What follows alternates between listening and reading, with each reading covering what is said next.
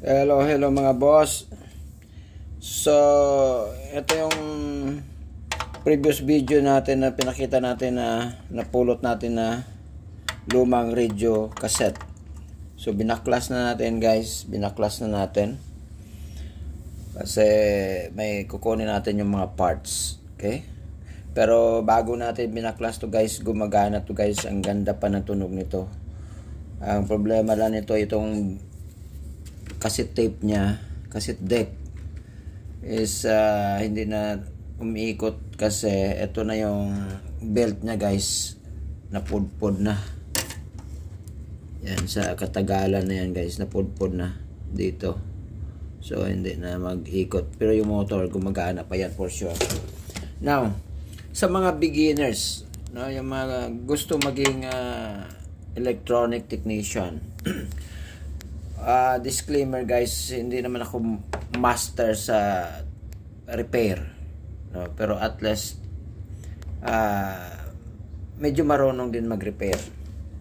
So ito para sa mga beginners, yung mga gustong matuto sa electronics, no? Yung mga usually nag-aaral ng TESDA or di kaya yung mga nag-aaral sa mga vocational electronic school, or yung mga nasa barangay ng mga programs, no? So at least yung mga, lalo na yung mga bago pa, ito magiging guide ninyo kung paano ba mag check or paano nyo makilala or ma-recognize yung mga different sections ng isang electronic gadget, or say like for example this one is radio, no, cassette radio. So this one guys, introduce ko sa inyo guys, yung mga baguhan to, hindi ito sa mga master hindi nakasali dito guys. So of course speaker guys, ito naman is ang tuner niya, no, tuner. Ito yung nagpipick up ng stations, radio station, AM and FM stations. So nakita nyo guys, separate na circuit yan guys, separate. Ito yung antenna ng AM, ito yung tuning capacitor, no, ng AM and FM yan, no, AM FM yan na tuning capacitor. Capacitor din yan guys, pero designed for tuning, no, sa frequency. Nagasili kayo ng frequency, so yan, iniikot yan dyan guys. So yan, ito yung ikutan niya guys, ito yan guys, yan. So that's tuning, no, that's tuning capacitor. This is antenna for AM, ha? This is antenna for AM only, hindi yan kasama sa FM. Mahabang coiled wire yung antenna for AM kasi low frequency yan guys, no, AM band. In terms of kilohertz, yung sa FM naman, antenna niya is ito lang guys, ito lang, yan, ito lang wire, papunta yan dito sa as we said, ito is stick antenna, no, na pwede mong mahatak-hatak ganyan. So that's for FM. Ito lang yung connection niya, ito maliit na black wire, papunta yan dito guys. Ayan yung dulo niya guys, oh. Yan. So FM, bakit ganun lang antena niya kumpara sa AM? Ito mahaba, pag tinanggal mo ito guys, mahabang wire yan kasi low frequency nga, no. So yung sukat ng antena is mahaba kumpara dito, in terms of megahertz. So mataas yung frequency, medyo mababa yung sukat ng antena. So may relation yan sa frequency ang length ng antena. That's why ito mahaba yan. Okay? Ito naman yung itong bar na to is, we call this as P-right bar, no? Yung nilalagyan na itong coiled antenna for AM. Okay, so ito yung buong board ng AM FM radio. So hiwalay siya. Ito naman Ito, yung mga parts dito, nakita nyo diyan, may mga transformer din yan, no? Mga IF tawag niyan. Intermediate Frequency Transformer. Yung ganito. Okay? Then, ito naman, ito yung crystal oscillator for FM. Ang number niyan is 10.7.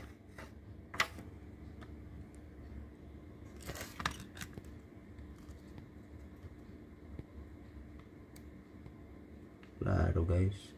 Ano for AM to guys? Kasi 455 siya guys. Sorry.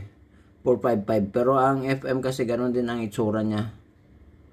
455 siya. So, that's a standard oscillating frequency for AM. 455 kHz. So, ang FM naman is, hanapin natin FM. Ito guys, ang FM guys. Itong FM oscillator. So, that's 10.7 for sure. Yeah, that's 10.7 megahertz. Standard oscillator frequency for FM. Ito naman is 455. Kasi may mga ganito rin na itsura ng FM oscillator guys dati. Kaya napagkamalan kong FM pero nakita ko 455 siya. So that's for EM, standard EM oscillator. Ito naman yung sa FM. This is ito natin number guys.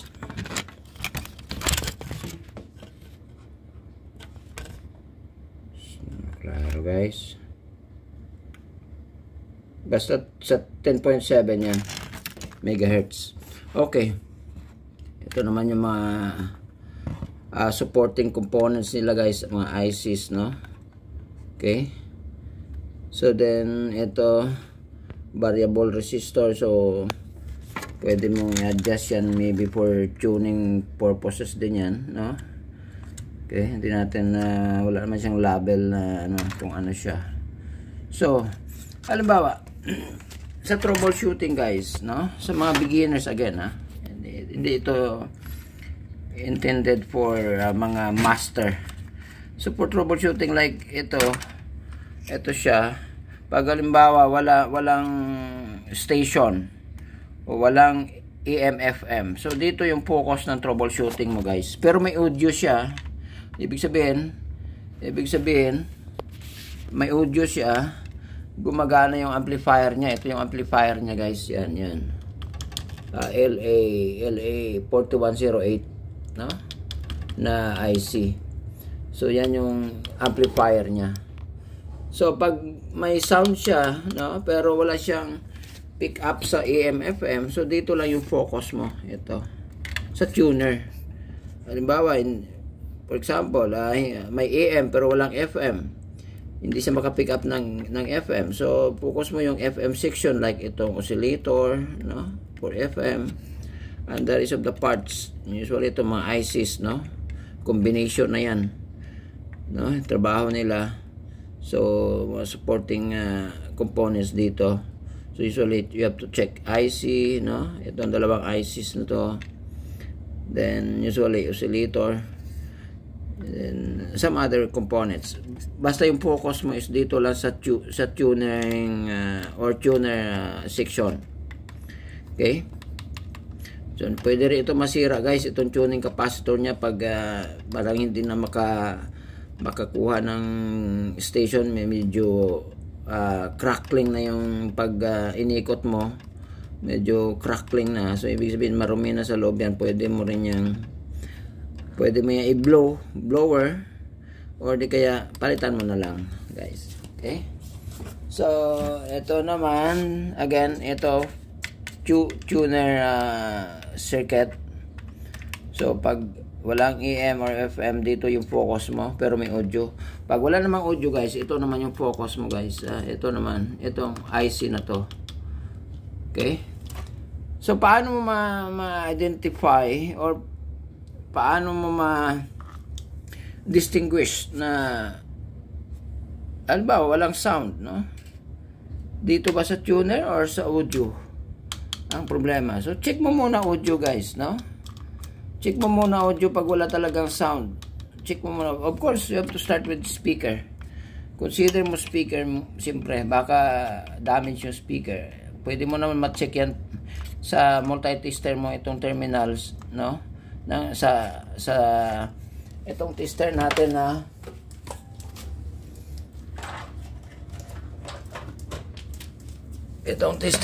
guys na analog tester. Madali lang naman yan i-check guys. Continuity lang yan. Okay. So set mo lang sa times 1 or times 10. Wag lang sa higher range. So dito lang sa times 1 or times 10. Kasi magkaroon ng crackling sounds yan guys, na pag gumagana.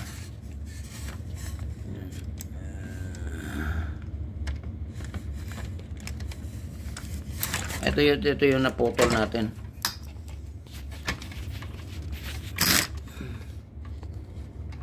Okay.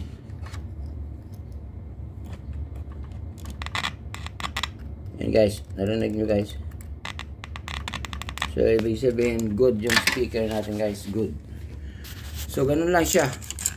At saka nagde-deflect yan dito sa pointer natin, of course. Ibig sabihin walang putol.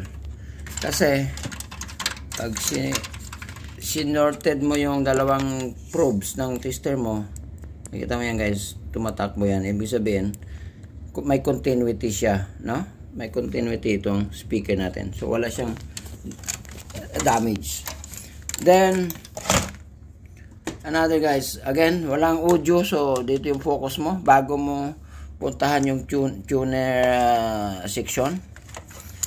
So yan. Then pag may mga problema man sa sound, may tunog pero may problema like crackling yung sounds pag nag-volume ka. So ito naman, ito yung slide volume niya, no? This is a variable resistor slide yung ano niya, yung style niya, no? Yan. Hindi ikot, hindi yung iniikot. So ito slide. So yan yung volume niya, tatlo equalizer niya. So pwede mo ring linisin ng alcohol yan guys. Basahin mo ng alcohol or brush mo ng alcohol yung carbon niya dito guys sa other side yan yung or minsan din guys na ano na rin yan nabubura yung carbon dyan guys, no? So kailangan mo na rin palitan. Okay, so ano ba pag ginano mo, ibubulyo mo pero minsan nawawala yung sound, no? Tapos maingay, mayroong mga crackling na naririnig sa speaker, meaning marumi na yan guys, kailangan mo linisin guys. Okay, alcohol lang ang katapat niyan, tsaka brush, right? So yan, check mo muna, walang audio. Then also ito walang audio pero may power. So pag may power, meaning okay yung transformer natin, yung power supply. So pag wala naman, hindi umiilaw ito power indicator niya, LED niya. Check mo rin yung transformer niya, yung power supply. Yan, ito guys. So mayroon itong wala itong built-in fuse dito kasi low voltage lang naman to guys. No, wala siyang fuse. Pero yan, mayroong mga transformer na nasa loob ang fuse guys, dito sa loob. So I don't know kung ito meron I'm not sure. So paano naman i-check itong transformer guys? Halimbawa walang power, check mo muna yung power supply mo guys. Ganon din gamit yung ordinary na tester natin guys, yung analog tester natin. Ito kasi mas familiar ako masyado dito guys pagdating sa troubleshooting, magamit nitong analog, no? Kasi mas sanay ako dito sa paggamit. Okay, madali kasi ito gamitin lalo na sa mga continuity check, no? Short circuit, open circuit. Okay, kasi pag nagde-deflect lang yung pointer mo, ibig sabihin walang putol. Pag hindi, ibig sabihin possible is open. Pag nag-deflect, possible shorted. Ganon. So, ito, pag halimbawa wala siyang power guys, so check mo yung power supply mo. Usually, check mo muna yung primary winding guys. Primary winding galing dito sa AC cord mo. Yan, sa port ng AC cord mo. Ito yung wire. Or, pwede rin guys itong, pwede rin itong AC cord mo, check mo yung continuity nito guys. Baka putol, ha? Usually kasi napuputol yan dito guys, dito banda. No? Yan, napuputol yan dahil palaging nabibend dito. So, paano check? Simple lang again. Continuity check lang dito sa multi-tester mo. Times 1 lang or times 10. Okay? Dulo-dulo lang yan guys. Wala tayo kasing holder ng phone natin guys. Kaya isang kamay, one hand lang yung magamit natin. Yan. Dulo-dulo mo lang yan guys sa may butas dyan. Tsaka yung sa may plug. No? Continuity check mo lang pag may deflection dito, meaning walang putol. Para pag yung isang linya walang deflection, meaning may putol. As simple as that guys. Then dito naman, ganun din. Check mo yung continuity ng primary ng transformer mo ba. Usually dyan yung primary ang problema. Nabibigla sa kuryente, tumataas, nagpa-fluctuate ang kuryente, lalo na yung biglang brown out, tapos bumalik, naka-plug siya, no? Nagkakaroon ng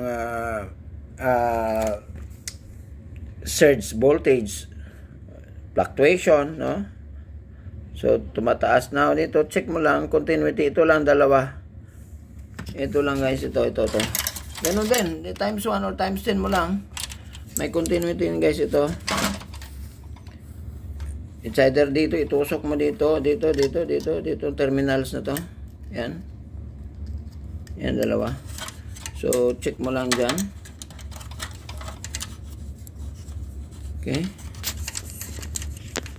Sinsya na guys, wala tayong holder guys. Yan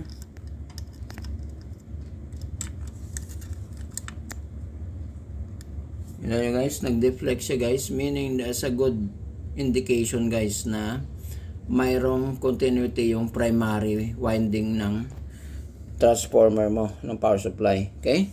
So meaning okay siya. Pag wala yan, pag hindi nag-deflect like ganyan, hindi nag-move, kahit increase mo pa yung range mo sa times 10, 100, wala pa rin. Ibig sabihin, open na yung primary winding guys. So, pwede mo rin check yung line dito. Baka mayroong nagkaroon ng putol sa linya dito. Pwede rin yan mangyari guys. So, lahat, i-consider mo continuity nito. Galing dito sa dito na point. And then dito sa point na to. Then, isa rin, ganun din. Then, dulo niya dito. Continuity din. So, simple as that guys. Then, primary usually hindi naman basta nasusunog yan. Ganon din. Continuity din ng primary kung gusto mo. Ganon din. Ito may center tap to. Tatlo yung output niya dito. So, may center tap yan. Then, ito guys, careful kayo dito pag naka-plug Itong section na to. Itong section na to dito. Ito. Kasi AC voltage dito guys, no? 220 volts yan. So careful kayo dito, no?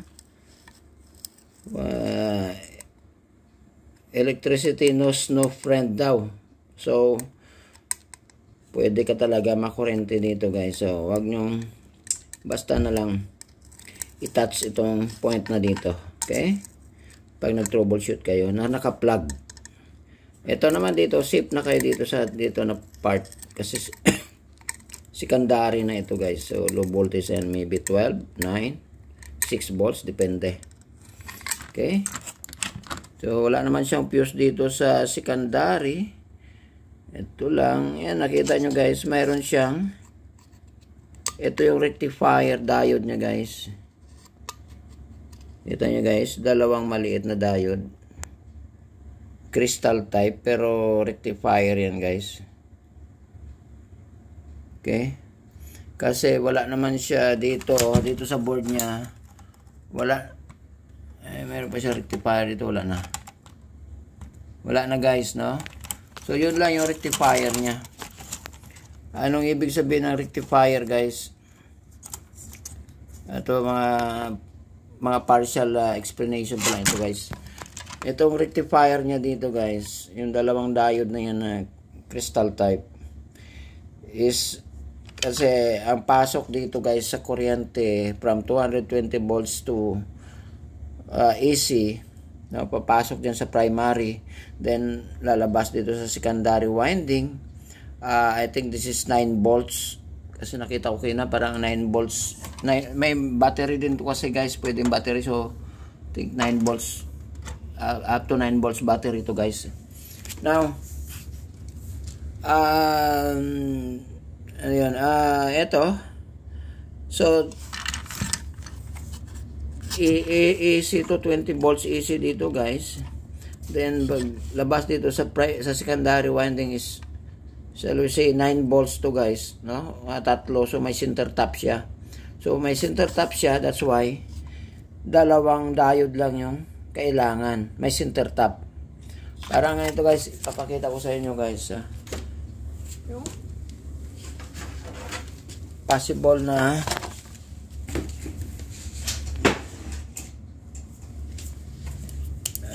ang drawing yan, guys, ng power supply niya is ganito, guys.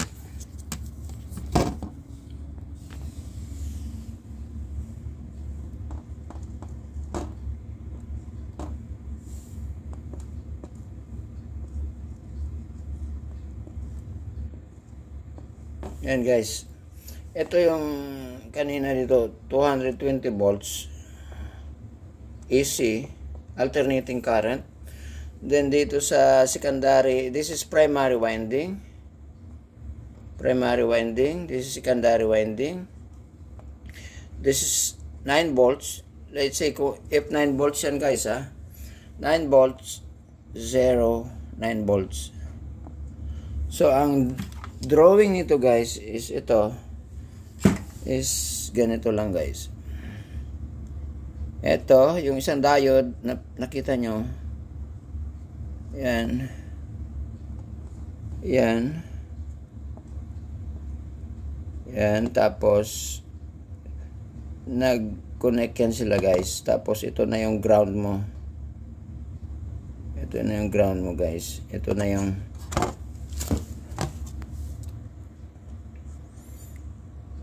so may filter capacitor dito, guys. Okay. Yan na yung drawing ng supply na to, guys. Okay. So wala pa siyang filter dito, guys. Ang filter niya dito na sa board. Dito na. Yan na yung filter niya. Isa na dyan. Kasi yan yung dalawang wire, yun na yung galing doon sa transformer. Yan yung black, red and white. Speaker pala yun, guys. Sorry, speaker yan. Sana yung connection niya galing doon sa transformer niya. Speaker yan, guys, nakalagay SP, sorry. SP, yeah, speaker yan, guys. Hanapin natin na sana yung, ito pala, guys. Ito pala. Ito yung nakakonect sa dito, yan, yan. Ito siya. Yan. So, possible yung filter niya is itong malaking capacitor. Filter niya is that's 2,200 microfarad, 16 volts. So, ito, guys, ito yung filter capacitor niya. Okay? So wala na siyang rectifier diode dyan. Ito na yung maliit na dalawang crystal type. Okay? So ito na yung ito siya sa drawing natin ito. Ito maliit naman dito na ceramic type capacitor, no? Nakaparallel yan sa kada diode. So kuan din yan, guys, filter din yan for noise filtering, something like that. So nakaparallel yan, guys.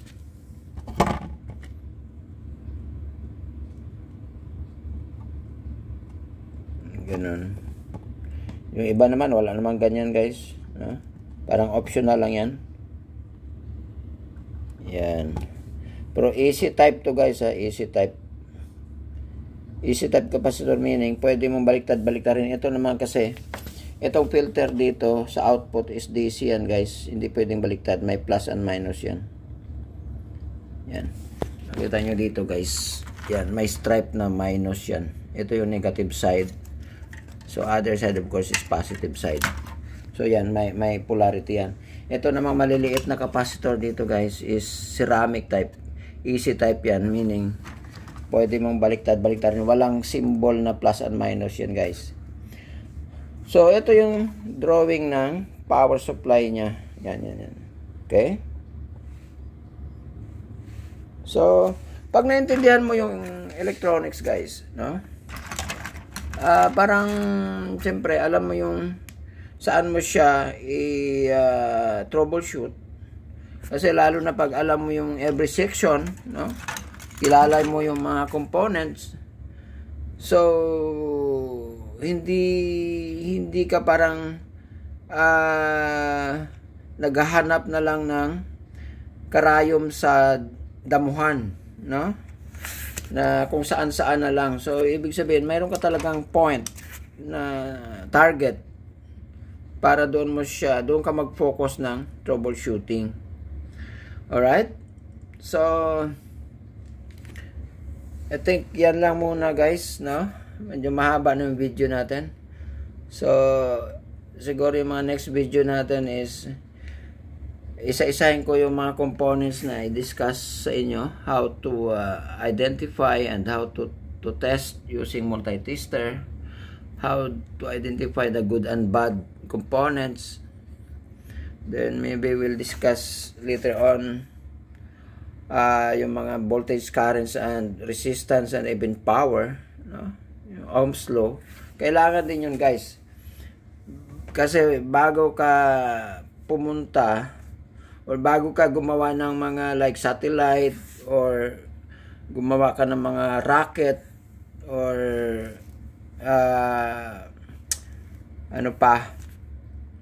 gumawa ka ng mga high-tech na mga invention, no? Is kailangan mo ng basics, of course. Everything started from basics, okay?